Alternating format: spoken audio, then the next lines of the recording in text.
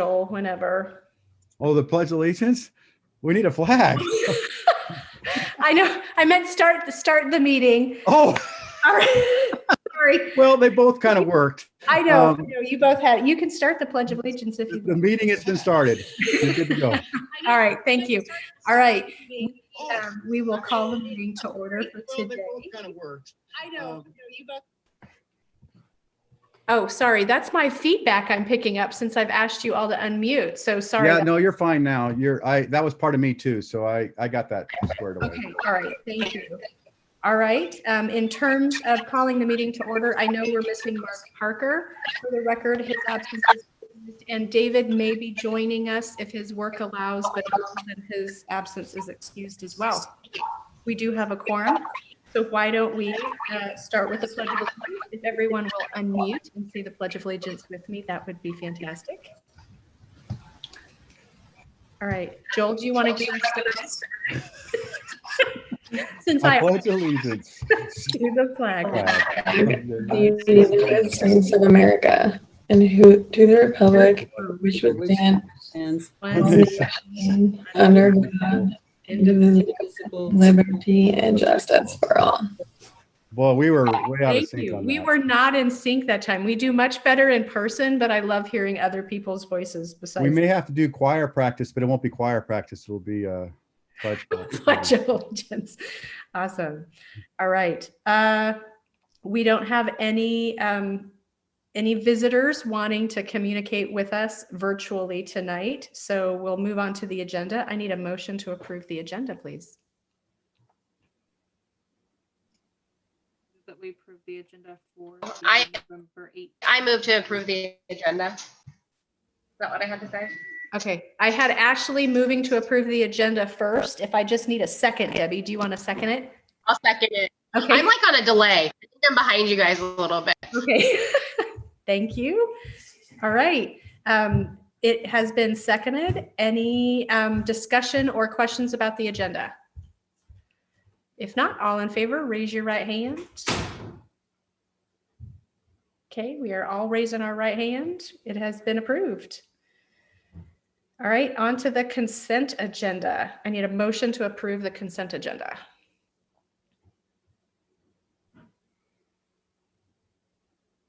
Move that we approve the consent agenda.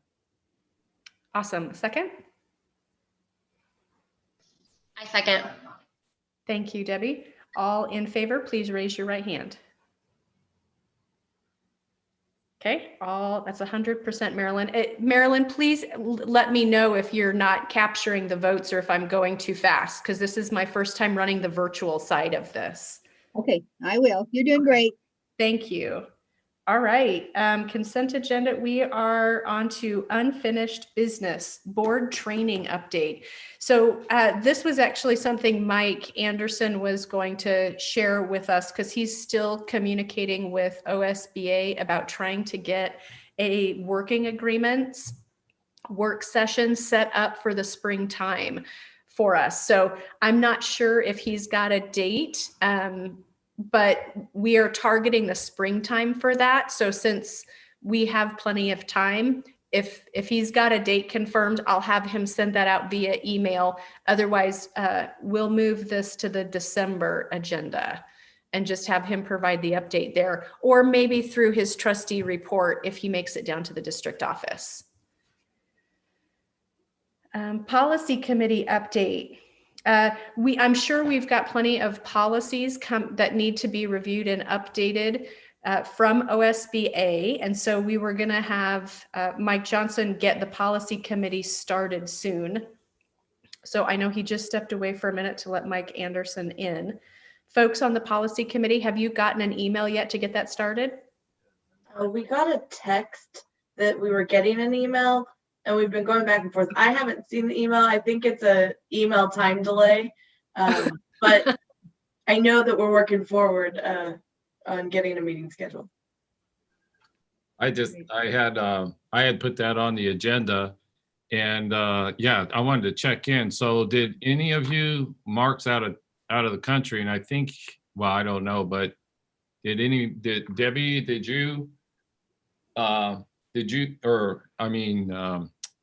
Ashley, did you get the email? I did not get it. I just checked. And Candace, you didn't either. No, I just checked also. And it went right out of my computer, so that lets me know something. And I had told Lacey and Mike that I was going to start following up with text messages to make sure to find out if we had any misconnections or something like that. So I'll get on that. But the update on the policies are that we have some required policies that are coming our way. They've been in development with OSBA, and they finished those today, or that's what they informed Maryland of anyway. And these policies need to be processed through the board for adoption by January 1. So we're setting up a meeting to happen within the next 2 weeks so we can look at those policies and then have those prepared for the board meeting in December. So I'm assuming these have to follow the same protocol that we've seen in the past in terms of the policy committee will review the recommended changes. Typically OSBA will give us options to choose from, like your district could do option A or B. Both of them would be approved and would meet like legal requirements. Then we post that recommendation, right, for comment and feedback. And then the board can't approve that until we hear all the feedback from the posted timeframe. And so that whole process has to be done by our January board meeting? Correct. Okay. Lacey, may I say something? Please. These two policies that Mike is talking about are required. And so there's no option to change anything. So you don't have to have a second reading on those. Their law. They're law. And so there would not be an opportunity to change anything. They're required, so. Okay, so they can move straight to posting then, and then the policy team can discuss the consequences of it? Mm-hmm. Okay, that actually helps with the time frame a little bit. Yes, since they say January 1st. I know. Is the all students belong is one of them? Okay, all right, well, that's good news. Marilyn, did they notify you today that they completed the policy? They're supposed to send me the sample policies this week. This week, okay. Yeah, So- she was going to try to do it today. She said, oh, well, I was going to do it today, but I don't know. I didn't get anything, so hopefully tomorrow. So we're all across the state, we're waiting on these policy versions to come out. So it's good timing. We'll get our meeting together and we'll review them and get it through. Can I ask a question? We talked about a policy meeting last month. Were there additional policies that we still needed to review There in are. addition to these two? Okay, just wanted to make sure. And those may or may not be on a different timeline. I mean, is that acceptable if we know we have two that need to go pretty quickly and we have others that we may need to discuss more? We're working from the most current to most current policies that are coming out now and working our way backwards or back in time to the end of the 2018-19 school year. Okay, thank you. Mm-hmm. Good question, Candace. Okay, all right.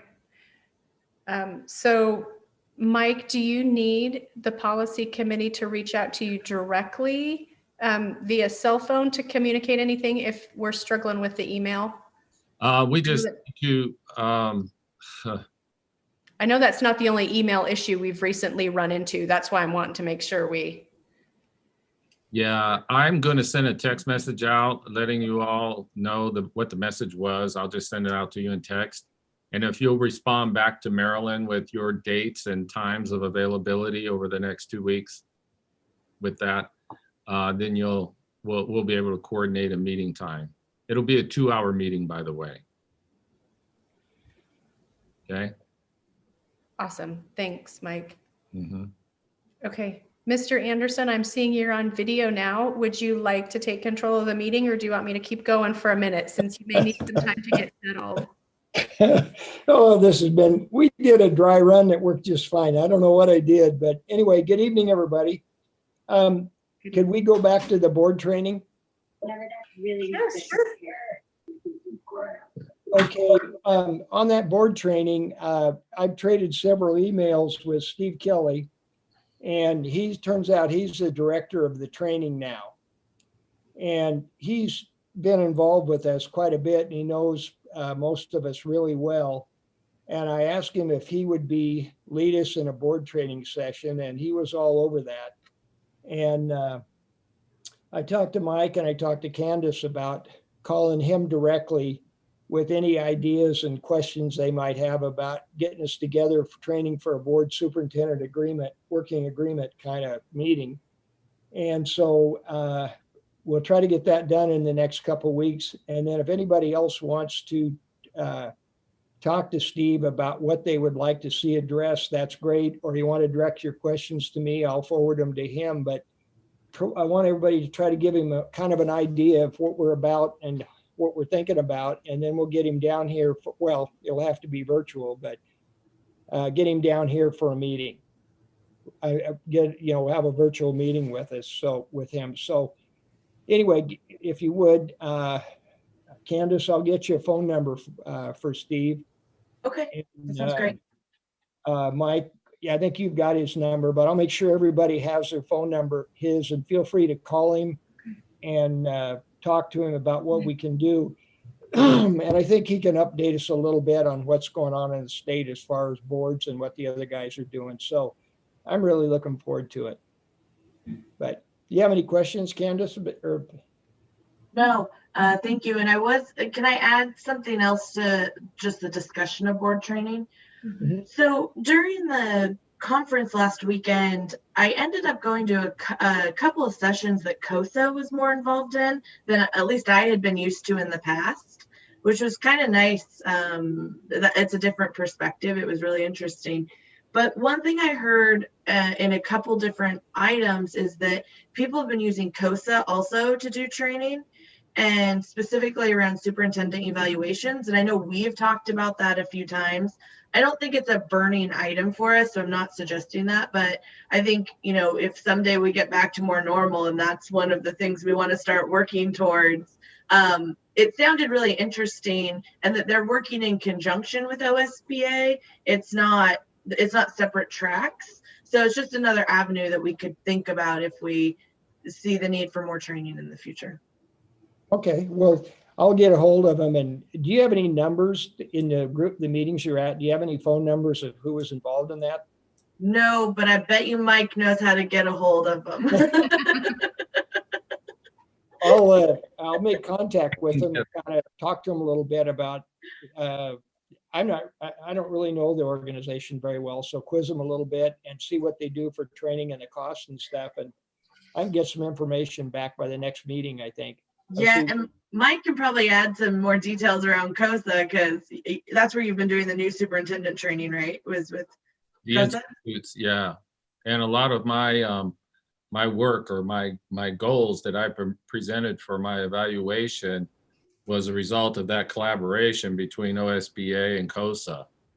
And so that's where I got my standards from and the rubric. That's great. Just wanted to bring it up because I think it gives us flexibility if that's something we want to do in the future, that we don't have just one path of training that we can pursue. Okay, no, great idea. I'll follow up and try to get some information and have that for the next meeting, and we can kick it around a little more. Great. All right, thank you very, very much. Okay, moving along to new business. Adopt resolution 2021 to 22 bus purchases. Do I have a motion that approve that? I move to approve the resolution 2021-02 for the bus purchase. Okay, do we have a second? Did we get a second? Ashley seconded it. Okay, great, thank you. Okay, it's been moved and seconded. Any questions or comments? Mike, do you want to jump in and kind of elaborate a little bit? Okay, so the board had approved, actually Anna she'll chime in on this. She kind of got me up to speed with it. But the board had approved the purchases of buses up to 2 a year to upgrade the fleet or bring the fleet to current standards. And up to $300,000 or so, a little over $300,000 for the purchase of those buses. And we received a grant for $90,000 towards new transportation or buses. And the amount for the two buses was less than the $311,000 that was budgeted for it. So less than 300,000, it was about a little under 200,000 to start with, 299.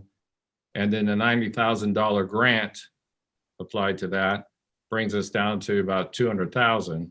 And that's what it cost us for two brand new buses. Right, Anna? Yes, Did I get that right?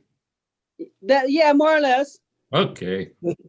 Sarah is also on our meeting tonight. She can speak to about the actual buses being ordered if you're interested. Talk about the buses. I like machines. Well, yeah, once we get approved, we can order the two buses, and they're just waiting for us.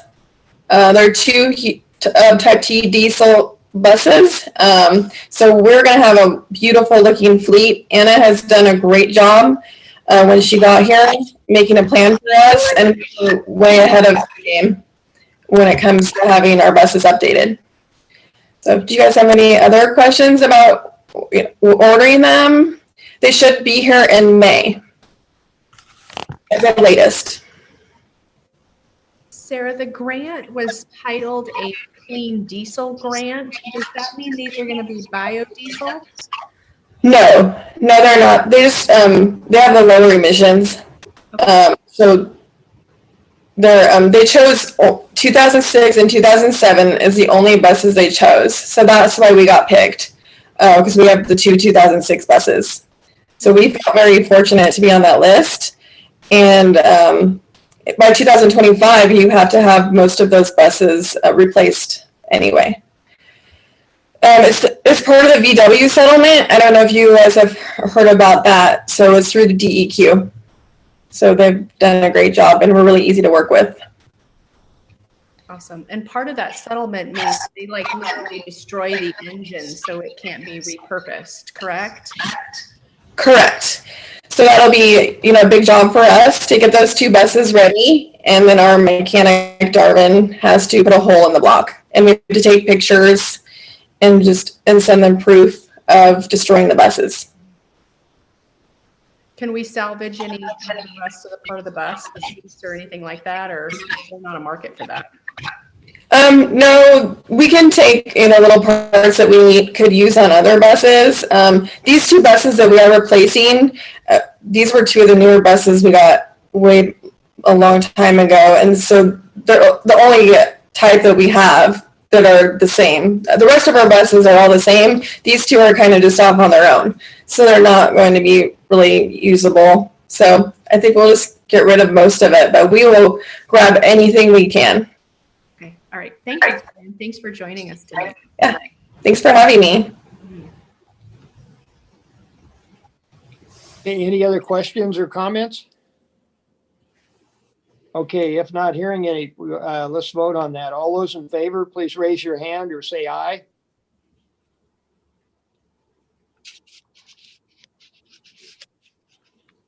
And for some reason, I can't see everybody. Lacey, can you see everybody? Yes, everybody's voting unanimous to pass it. All righty, thank you. Mm-hmm. We'll tag team Mike and get this done. Okay, I'll try to hurry. Sorry about that. Okay, moving right along. Approved Creswell School District's CEA evaluation MOU. Mike, any questions or any comments? Yeah, first I just want to really express how much I appreciate our associations, both of them. Going into this crisis, it was, we were really faced with a lot of challenges, and we had to discuss and collaborate on issues that were potentially going to be distractions of teaching and learning. And we have collaborated from the very beginning to do what's best so that we could have a smooth launch right into teaching and learning online. And in September, I brought to you the Memorandum of Understanding for Comprehensive Distance Learning, the agreement between the district and the and CEA. And you all approved that memorandum. One of the articles in that memorandum was teacher evaluation. And we had started the discussion around teacher evaluation, but we hadn't worked on the details of the evaluation process for online teaching. And so now we've worked through that piece of that memorandum. And what you're seeing here, this CSD evaluation with CEA is the work that we've done in collaboration to come to agreements on how we will proceed with teacher evaluation this year. The second document, the Education Evaluation Guidance document, is from ODE. And so through that document, they explain all of the details of the evaluation for teachers through comprehensive distance learning, through the entire crisis for this year. So our team, administrative team, and the CEA team collaborated on the evaluation committee to draw up these agreements. And myself, they recommended those to me, and I support those. So bringing those to you for approval, along with this memorandum as an addendum. I move that we approve the MOU with the CEA on their evaluation cycle. I second. Okay, it's been moved and seconded. Any other questions or comments for Mike? Debbie? No question from Debbie. Oh, I thought you were raising your hand. Okay. I have one kind of high level question. I think this is great work. I don't have any concerns. What are kind of the big picture differences between what we do now and what this agreement has? Big picture, first thing would be the dates, the timeline.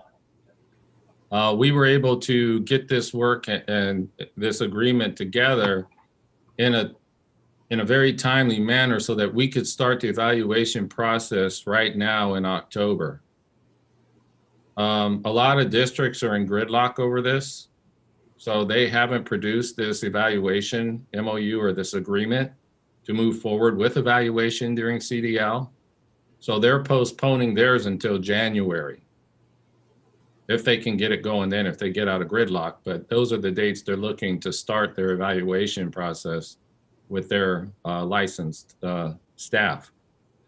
The second one is in the observation procedures and how the administrators will perform informal observations and work with teachers on growth with the new system that they're learning and the skills that they're developing with comprehensive distance learning. You can see in the document that what the state wants to see in their guiding principles for the evaluation, first and foremost, is safety and wellness.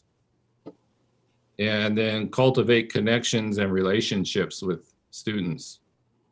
Center on equity and supporting all kids. Be innovative. They want us to be gracious with our teaching staff because the understanding is that we are all learning a new system, and kids included. And adjustments to the systems are required on here to meet these new guidelines by the state during this time. That's another one of the bullets there. Something that didn't change was the evaluation procedure for probationary staff. So we stay on the observations, we do full observations on them. in their teaching assignments, or I do with my administrators, 3 for the year. I mean, that's the law. So we're sticking to those on probationary staff. And we really focus on growth goals with our staff. So we're not going out and nailing them on, or, harping on teaching strategies. We know that we're learning all new best practices for online instruction. So it's on the development of, here we are, here's where we want to be, and these are the expectations, and we're going to look at the growth of each individual teacher towards those. Thank you very much, Mike. Okay, you bet. Mike, I just wanted to thank you for actively working with the teachers and making sure you're getting their feedback along the way. I think that is crucial and critical for us to maintain a good relationship with them. And I think your transparency about what your intent is and hearing their feedback and incorporating their feedback is helping us move along these things quicker than what other districts are doing. So thank you for continuing to do that effort. Thank you, Lacey. And I would say to, in recognition of our staff, that I have been complimented on the progress that our staff is making with online learning. I mean, we're really kind of way out there with this work, and it's because of the work of our leadership team, our building leaders, our district leaders, Joel and Amy, and those teachers just being relentless and determined to make it happen in the best way possible. They're working really hard at this. It didn't come easy at all. And it isn't getting a lot easier. It's getting smoother, but we're still reaching for higher levels now. So, but the key to it is supporting them. And we have continued to strategize and develop different levels of support for our staff out there. And it's just really, really awesome teamwork. But thank you. Right. Okay, any other comments, questions? Okay, if not, all those in favor of approving the MOUs, please raise your hand. I think we got everybody. Okay, great. We're done. We're passed. Thank you very much. OSBA election vote. Apparently there's no candidates this year we have to vote on, but the OSBA wants us to vote on that. What is that? A policy that they put out, and we need to, if we pass it, Maryland's got to turn it in, I think, to the OSB. Where, first thing in the morning, Maryland? Yes. Mm-hmm. Yes. Okay. Do we have a motion for that? I move that we adopt the OSBA resolution for the 2021-22 legislative priorities. Okay, it's moved. We have a second? I'll second. Okay, thank you. Okay, any discussion, any questions or anything? Mike, I'm sorry, who was the second? Candace. Thank you. Okay, if not, any questions, all those in favor, please raise your hand. Oh, we're good. All right, thank you. Okay, trustee reports. Candace, what have you been up to? Okay, I had to think about this. What have I been up to? I joined the school board conference via my couch and television this weekend, which was quite pleasant actually to be able to do. I have finished my Safe Schools training, so I feel better about that. Yay! I won't lie, I was late, but it is done now. Everyone can go look. I did complete my board evaluation. Also feel good about that. And I've spent countless hours supporting a student in physics and business math. So I've learned more about physics than I knew in high school. So I also feel educated by distance learning right now. I think that's it. It feels like I should be doing more, but I think that's it. Okay. Debbie? I don't know what I did this month. Not a lot. I didn't attend the conference, but I have been going back and watching it online. So that's a nice thing that I can do that since I missed it on Saturday. I did do my evaluation as well. I have not completed my training, although I have tried numerous times to do so. I need to talk to Joel and see how I can figure that out. But other than that, I've just been, they're not doing a lot. Oh, okay. Lacey? I also enjoyed the conference on Saturday, and as you guys have already mentioned, since it's recorded, the cool thing is we now get to go back and see all the ones that we didn't, because they were both offered at the same time. So there's a couple more that I want to be able to pick up. So that was awesome. We had our board leadership meeting last week. And then I will just add from a parent side, since this week is parent-teacher conferences, I have sat through several conferences with my kiddos, and I am super impressed with the teachers and how well they're doing and how they're on top of everything. And I know when I was scheduling one conference, the teacher had said, I have 11 Zooms, that they had already been to, and they were still upbeat. They still were right on point. Like, I don't know how they have time to remember all the kids and prepare for all that, but they really engaged with my kids. And so I think with the amount of energy that I've seen the parents put out, they must be exhausted by the end of the day, like more than normal exhausted. So I just want to give a huge kudos to all the teachers that are fitting in all of those parent-teacher conference Zooms this week. As a parent, I really appreciate the time. And as a school board member, I loved the energy that they brought in. So I just wanted to be able to say that. And that's it for me. Okay, great. Ashley?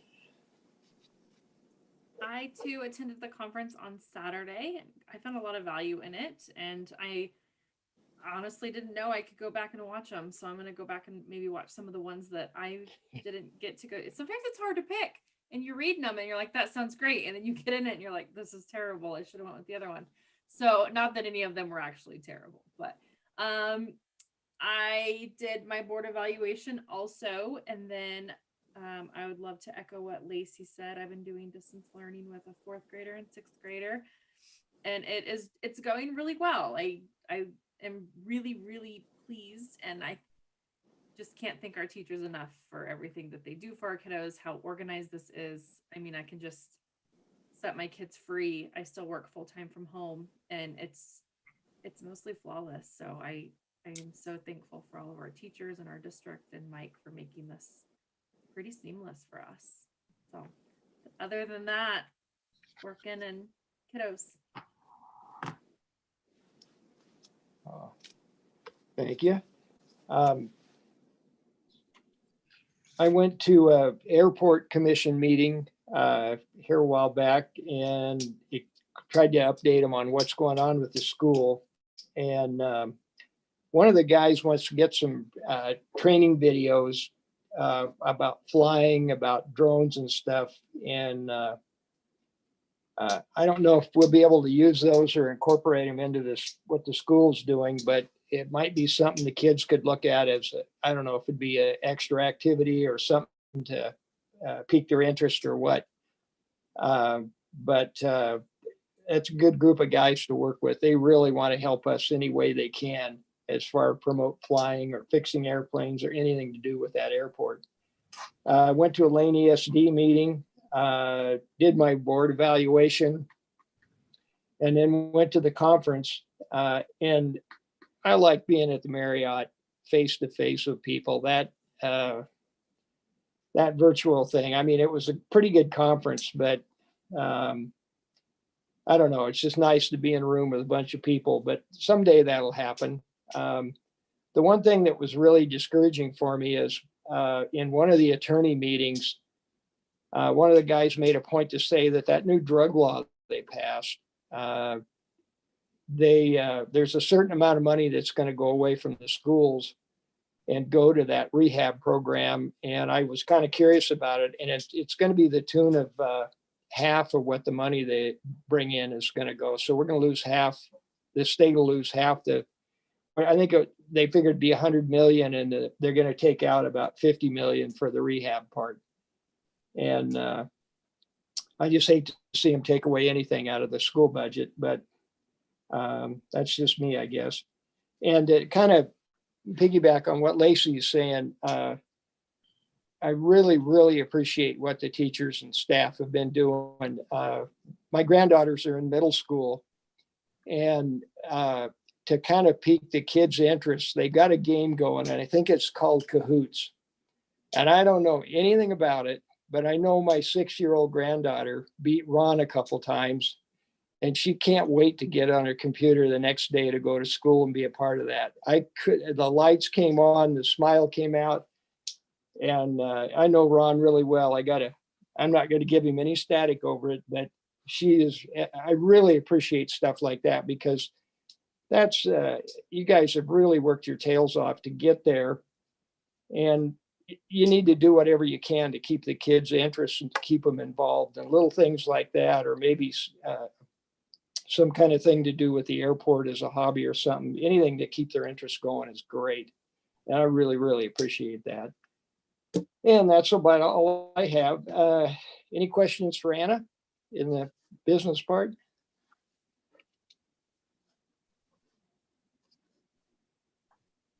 Okay, seeing none. Anything for Joel in the technical?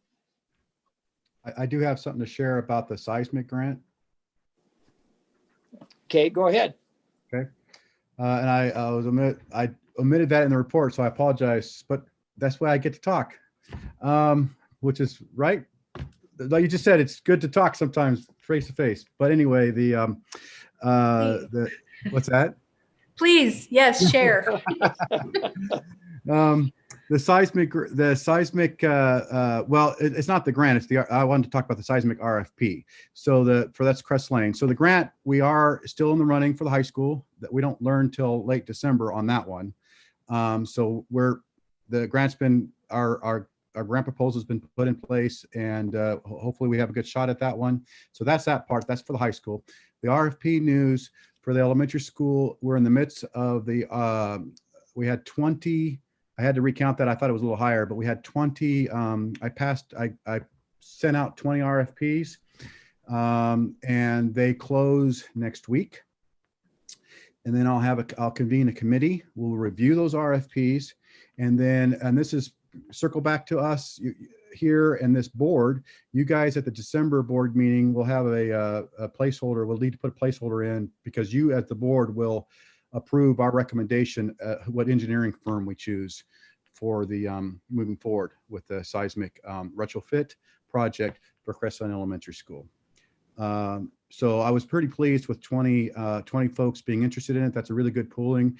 The furthest one was in Seattle company, a lot of local meaning Eugene, Springfield. There was some in Bend, a couple down in Redding, California. So very regional, very good regional representation from companies.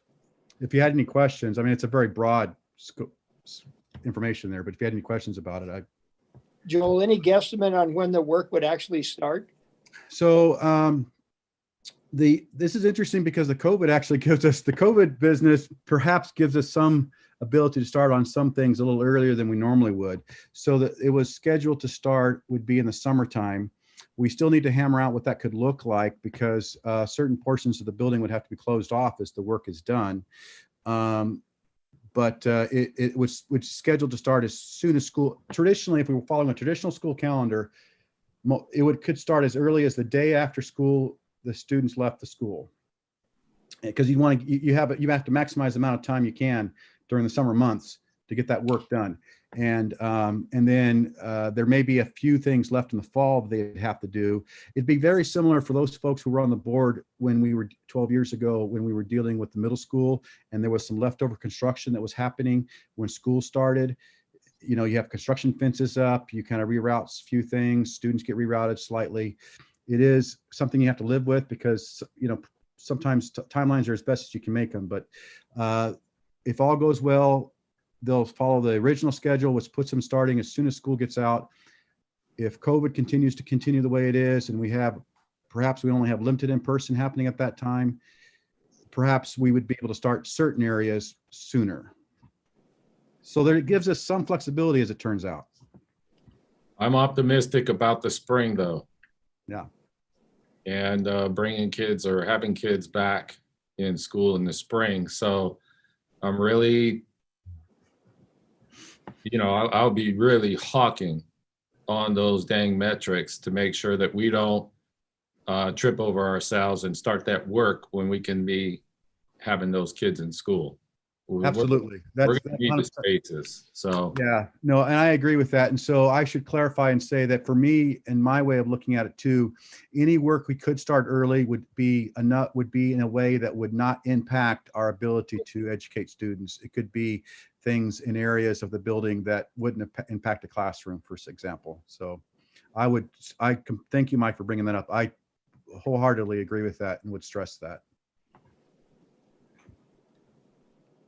So next month, I'll have a company for you guys to choose from. Super, super. Any other questions for Joel? Anybody? Okay, moving right along. Transportations, any questions? Okay, moving right along. Special services? can I make a mention there on that one? Yeah. And Ashley, I really want to thank you for bringing this to our attention early on in the year, or last year actually, on the suicide prevention curriculum. And but if you look in the special services report, you'll see we're really gaining ground on that now. And we're entering into a grant to bring a suicide prevention curriculum and system into the district. And it tells you about it in the grant there. And we're in a consortium with 4J.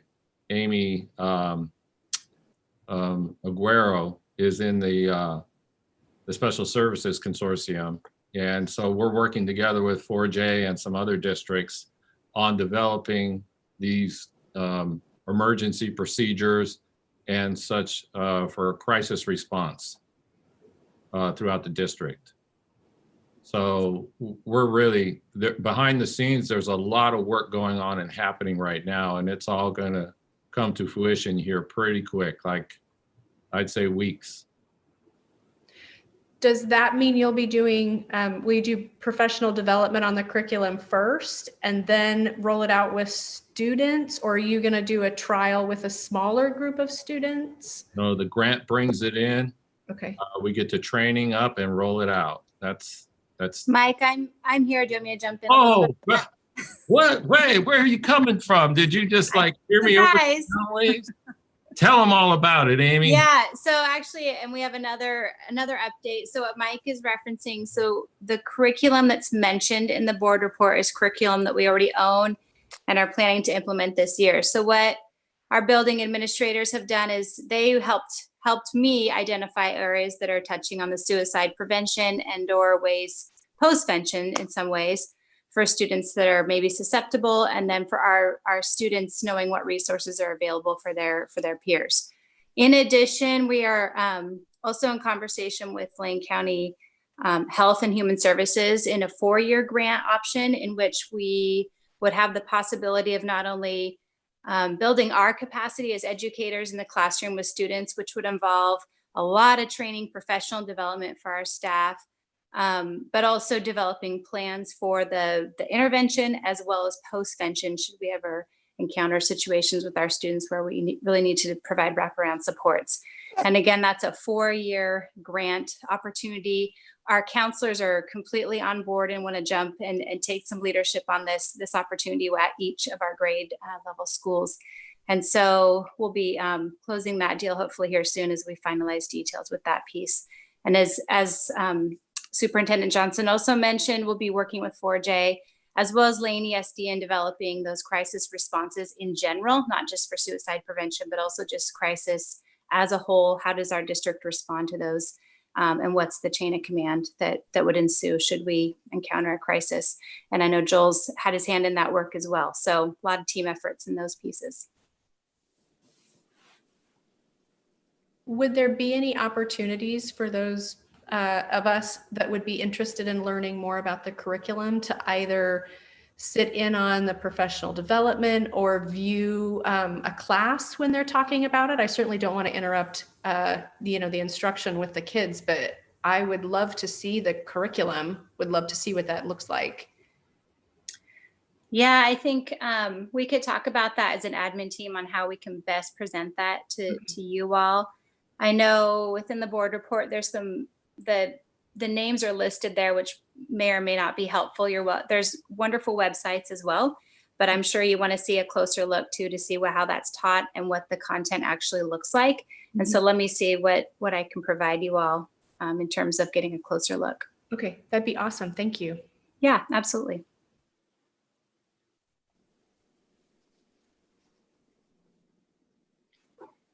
Okay, well, thank you very much. The admin, Mike, I don't know I can't see who's here. Is Amy or Julie or Jenny here? No. Oh, okay. You want to make some comments on admin or? I just, they are just really getting after it. I have never been on a team that, along with Amy here and Joel and the assistant principals, that work this well together, this hard. They just really put everything they have into this.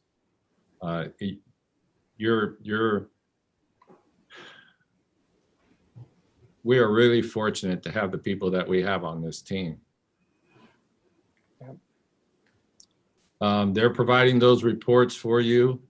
If you have any questions about the reports, I'll try to answer them. If not, I'll bring you back information on those reports. But my report is, that's an outstanding, we have an outstanding A-team, and those building administrators are, I don't know where they get the gas to put in the tank, but they just seem to never run out of it. Oh, that's super. I have just a couple comments on some of these. Mike, I really appreciate the format or the data that they're putting into the reports. So for all three buildings, I really appreciated Candace's email on a few questions that helped generate like attendance data each month. That for me is really helping me understand like what the teachers are seeing so that we know how well we as a district, like, are we coming off the tracks? Are we staying on the tracks? And looking at the attendance data from each school, and then knowing that they're calling and they've got metrics, that are in the 90% to go, oh, if we're ticking down below 91, we're going to start additional interventions. That to me is telling me like, we're not only on the tracks, but we're like moving well along. And so it gives me some confidence. So I really appreciate the rich data that they're getting into the reports. So that's been a huge improvement.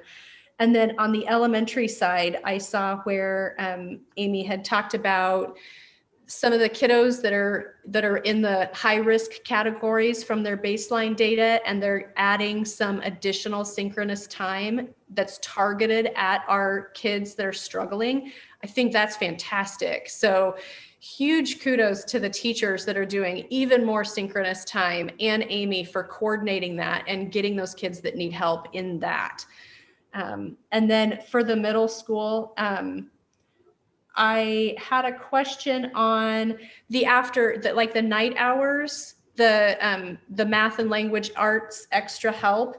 I didn't see in there how many kids are utilizing that at the middle school. So that would be a question just for next time if they can throw the data in. Yeah.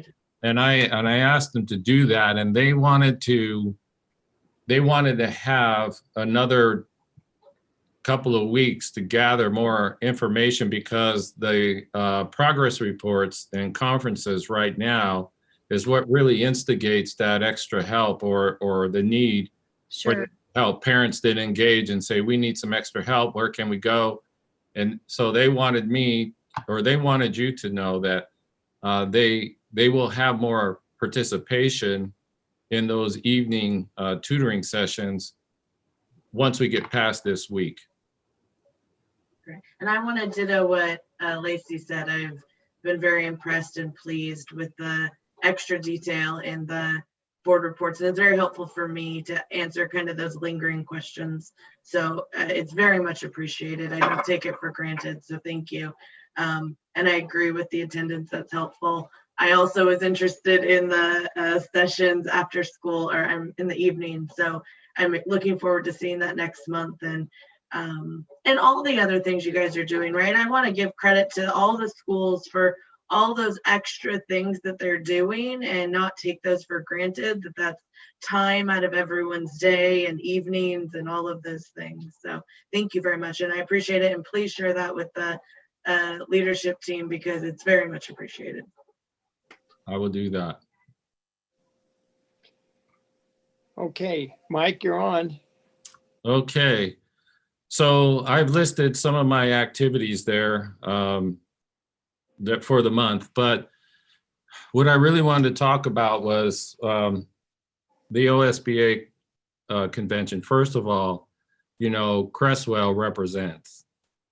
I mean, we have board members there. Our district was there, you know, and when I looked at the number of board members or how the districts were represented there, it was like, wow. I mean, you know, I was really standing tall there. I mean, we're all in it. And the regional rounds was really interesting to me, to be able to hear what the board members are talking about from the different districts. And in that regional round, Superintendent Skirdo asked us each to introduce ourselves and say one good thing about the district. And when I had my opportunity to introduce myself, I really didn't say a lot. I think I got to speak a couple of times during that meeting, but I sure got a reaction from board members and some emails and things wanting to know more about the comments that I had made. And it would be remiss of me not to inform you or give you that information for some of you who weren't in that meeting. So I'd like to do that for just a minute. First, I wanted to acknowledge the great work that is making our online education program successful. I know and realize this is not the system that any of us wanted for our kids. However, I must recognize and compliment the community for coming together during this crisis. It has been a community effort. The school board and district leaders have been determined to provide the best and highest quality education possible for our kids. Together with the association, CEA, and OSEA, all district leadership and staff have worked together to resolve issues, make agreements to eliminate all distractions from interfering with teaching and learning. That was a big point because I was asked several times how we did that. A lot of districts are in conflict or have conflict, and it's interfering with the teaching and learning. Moving to online learning this fall has certainly challenged all of us well beyond our expertise and comfort zones. But we are becoming better team players, collaborators, and educators because of it. I have observed higher levels of success during this time than I ever witnessed before in my career. The district leadership team developed a plan to reinvent our system for comprehensive distance learning, and together with the staff, they have onboarded new educational platforms and implemented the best online instructional practices that have proven to be the most effective, as demonstrated across the country. Much of the professional development was planned and structured, but a great deal of support has been the teamwork of our own staff to guide and support each other at the ground level. That's teamwork. I really appreciate our associations for their highest levels of collaboration to resolve the issues that could have gotten in the way. The teamwork and collaboration has gone well beyond the walls of the schoolhouses and into the community. Parents, churches, retired educators, and citizens of Creswell have stepped up to support our work and partner with us to serve the kids in every way possible. I can't thank you all enough for your graciousness and patience. Creswell is a great place to be for all kids because the community demands extraordinary care for them.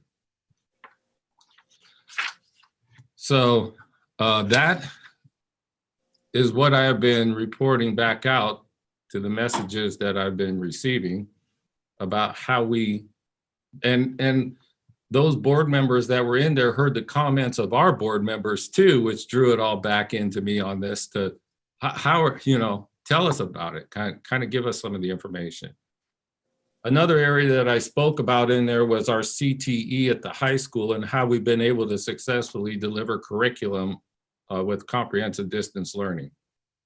And that I have received feedback and inquiries about too. So inadvertently, I have caused a little bit of a work burden for the administrators at the high school to give me an overview of how they dialed in the schedule to get to the curriculum, to prioritize the curriculum to deliver CTE in the fashion that they're delivering it right now, because it is successfully coming across to the kids. And so I'll be sharing that out with some board members tomorrow and Friday. I've told them I get back to them when I get some of the report back from the high school administrators, from Jenny and Brandon, and they've just been killing it. If you don't know, our elementary school has designed an enrichment program across all grade levels where teachers are teaching these different kind of elective classes for their kids. Whatever their passion and hobbies are, they're actually teaching it to the kids. So there's this enrichment thing going on, and some of it has to do with culinary stuff. And that's articulating to the middle school in the culinary program and some of the electives that they have there, which then are articulating to the high school in the CTE programs and some of the work they're doing there with this online curriculum. There's a lot of consistency K-12. If you recognize that in your principal's reports, then you know we're dialing in on that. That's what our focus is. The COVID situation, I want to switch tracks and go to that. Is there any questions you all had about that, the other stuff? You're doing great, Mike. Keep going. The COVID scenario, the cases, and the metrics and all that, we're at an extremely high number at 173 per 100,000 right now in a week, and it continues to go up. It's gone from 133 to 135 to 38 to 173 last week on this Monday, and so it really is keeping us in the what they call the orange and red zone, near the highest levels of the state. So in Lane County, we haven't met the metrics level for more than 3 weeks. We haven't met the metrics level for 5 weeks, maybe 6. Let's see, and the thing that I really have been relying on or using to kind of measure where we're at in our community in Creswell are the reports that are being delivered to me from our Lane County Health. So I look at the metrics in Eugene Springfield because 50% of our community, 50% of our teaching staff commute to and from Springfield, Eugene every day to work, or to work here or to work there. And so, you know, I look at those numbers because I know that's where the density of the cases are in those two. And then I look and see what's happening here. I also look at Cottage Grove to measure what's happening there because we have people that commute from there too. But when I was looking at our cases here, I was seeing a few cases and I was like, well, how can they have so many in Cottage Grove and so many on that side? And we're in the middle and what is going on? I didn't get it. I didn't get it because I wasn't getting the data. But the Chronicle has been getting the data. We've had 45 or more confirmed cases in Creswell here in 6 months. I was looking at a handful. That's the data I got from Lane County Health. And so in my chats with superintendents across the state, I'm in chats with 25 to 30 superintendents. They randomly put us in these chats so we can talk about what's going on in our regions and districts.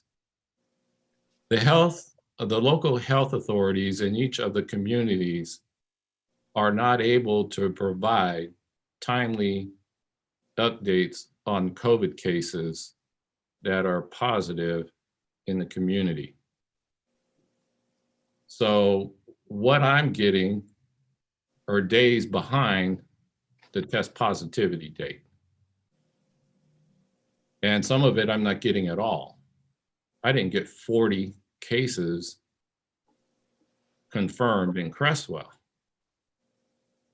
until I dialed in to the Chronicle. Joel's been seeing these. Or I don't know, maybe he just started seeing it with the Chronicle when I did, because I saw it, I was like, what the heck, where'd they get that data? You and I had that conversation, and it was actually the same thing. I saw it in the Chronicle and it spurred me on, and I had to do some serious digging. It wasn't easy to find on the internet, the numbers. I think that's what I shared with you, is that the numbers at the Chronicle was already a couple, they reported 41 and it's actually 45, which is what you already said. So even in the uptick between what the Chronicle's reporting and what we had, what I found, and again, it was not hard. It was reverse that. It was not easy for me to find on the internet. But all along, we've been being told from ODE that our local health authority would be providing us the data in our community, for our community, so we can report that out to our community. So our community knows what we've got going on. And I just wanted you to know that, because I don't think our community has an assessment, an accurate assessment of where we are with COVID cases in Creswell.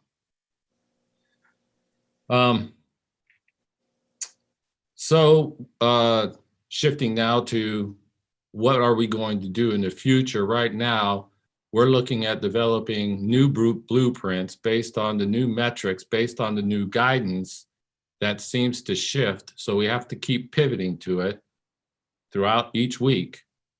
But we're developing blueprints for limited in-person instruction. Each of the principals are for their schools, so we can start bringing in small groups of kids who are at the highest risk of not being successful. So that's where we're at. And when we have an opportunity to make that happen, we are going to do it. Those blueprints need to be approved by our local health authority, Lane County Public Health. So we're going to have to, and I meet with them weekly, but this is a different, anyway, that's where we're at.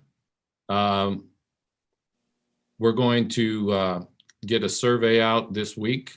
We collected all the questions that we need, and thank you for those of you who have sent us some of those to consider. And we probably have close to a couple hundred questions on Chanel's desk or her computer that we need to narrow down and get to about 20, 25 questions that will give us the pertinent information to let us know how much staff, how many staff members we have to deliver in-person instruction if we bring kids on campus. Some staff, as you can imagine, will not be on campus because that would compromise their health because they have underlying conditions. So they will opt out of teaching on campus. And then of course we have kids where they won't be able to come here. Parents are insisting that they stay on CDL. But I need to get an accurate count so I know how many staff I have here, how many kids are going to be coming, and if I have a match, and what I'm going to do if I have a difference, or what we're going to do. So the survey will be going out. the governor's public announcement, the freeze. When the governor makes a public announcement, trust me, everybody starts moving fast. There is no freeze on my end. When she makes a public announcement, on the heels of that on Friday, I think that announcement was at noon. Immediately following her public announcement, I had a meeting with the Oregon Department of Education and Colt Gill and his interpretation of her announcement and recommendations. Then we met with COSA and their representatives and their interpretation of the announcement and what we should be doing or could be doing and shouldn't be doing. And then a brief meeting in the evening with all the superintendents, the Lane County superintendent and Lane ESD group. And then I put the first letter out to the staff to let them know what my response to her public announcement was. Because they go everywhere with it when they hear that. I have to keep them focused on where we are. So that letter went out. Then on Tuesday, that public announcement went to the executive order. And since then, again, with ODE and their administration team and the interpretation of the executive order. So if we didn't get it right on Friday night, now we get a chance to get it right on Tuesday before it changes again, but we'll get it right on Tuesday. So we get their interpretation of that order. Then our Lane County ESD liaison to ODE comes back with the F&Qs of the interpretation of that has happened from legal perspective. Then we get to meet with Lane County Health and their interpretation on where they are, because that always isn't the same as what ODE says Lane County Health will do. Their interpretation differs a lot from what ODE says they'll do for us. Then we have the OSBA interpretation that comes in with more law perspective on what we do and what we don't do. And then we have our legal guidance, our attorneys that are providing their interpretation of it so we don't get in litigation. And then my second letter went out to staff. So up to today, that's my report for the week on where we are. But Thursday, Friday, I'll be getting more interpretation. Well, I will be for the next 2 weeks on this order and what it does or means for schools. Because if you've read into that order, there's a whole different set of expectations for schools than there are for the community. Exceptions for schools. And it's very confusing to our community. It's very confusing to our staff on why that is. So we have to keep, the focus, the eyes on the prize, what we're here for, but maintain the momentum that we have in lieu of these things that come in that could get in the way. And oftentimes, well, a lot of this could, but we take in all that data and information and navigate through it. That's the deal.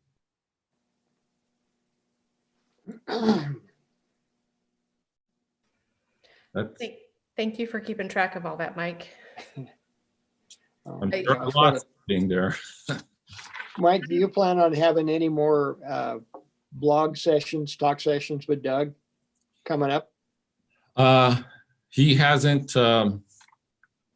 He hasn't asked me to be on the show. I know all I have to do is reach out to him and we'll have a show. Mm-hmm. Right now, I have to get myself together on interpreting all this stuff here before I go out. But I owe the staff and the community an explanation of what's going on here with this new stuff coming in. And so my next priority is to communicate out in my update letter my reopening update letter, or to the community, and then another one to the staff. So we're not off. We're not off. Our compass is straight. We're on it. We didn't get bumped off course here. But there are definitely some things that we need to do to be able to stay on the course that we're on. Okay. Any questions out there for Mike? I would just like to thank Mike for sharing the struggles that your district is having with the contact tracing since Lane County Public Health is swamped. I think that's important for us as a board to understand that you're needing to step in and do some of that contact tracing with your employees in order to kind of complete that circle. So I think that's good for us to understand some of those operational obstacles that you're confronting. Well, I have help. I got Joel on the side there, and he's our safety officer for the district. I'm his conscience. So we work together and figure it out. But I mean, gosh, we got 2 confirmed cases that turned into 5 and within an hour, and Lane County Health didn't even know. Mm-hmm. And that was just one scenario. So up to date, we've had at least 3 students. Well, we've had more than 3 students, but that's what I've officially been informed of. 3 students, 2 staff members. Mm-hmm. Mm-hmm. Well, since this is new for all of us, new territory, when you help fill out that picture of what you're dealing with on the operations side, in addition, of trying to teach and support your staff, it certainly helps me understand more. So thanks for filling in that for me. And I just want to add one thing. I appreciate, last month we talked about K through 3, and I appreciate the comment about taking in all the changes and pivoting and how agile your team is being to take that information and make adjustments. I think just like, that's the best for our community. It's the best for our kids. And I can't imagine the amount of work it is for you guys on a regular basis. So just like before, please let them know how much we appreciate taking that on week to week and keeping up with those changes. It's a mountain, and you guys are doing a great job. I think Amy Aguero's on the page here. She's on the screen, and I would have, the whole limited in-person instruction piece and working with the principals to get to those kids that are in the highest risk levels. Amy is collaborating with them and doing that work. They have to rewrite the blueprints. Every district has had to rewrite their blueprints. So they are actively rewriting the blueprints that they put hours into before for limited in-person instruction. And her leadership should be, I mean, commended for what she's doing. She is really leading this team, our leadership team, to make this happen, and it's going to happen. Thank you. Great. Well, thank you very much. Any other questions or comments? Mm-mm. Okay, if not, moving right along, board requests. I'll follow up with COSA and Steve Kelly about getting some board training for us. Any other thing that comes to mind, especially after that OSBA conference, if anybody wants to bring it up to discuss in a meeting, please feel free to give us a call or email or whatever, and we'll be happy to get it on the agenda. The only other thing is December 9th is our next meeting. Any other comments or questions or anything for the good of the order? If not, we're going to have some policies. Got it. All righty. Hey, thank you all for being here. All righty. Meeting's adjourned. We'll see you later. Thank you very much. And thank you, Anna. You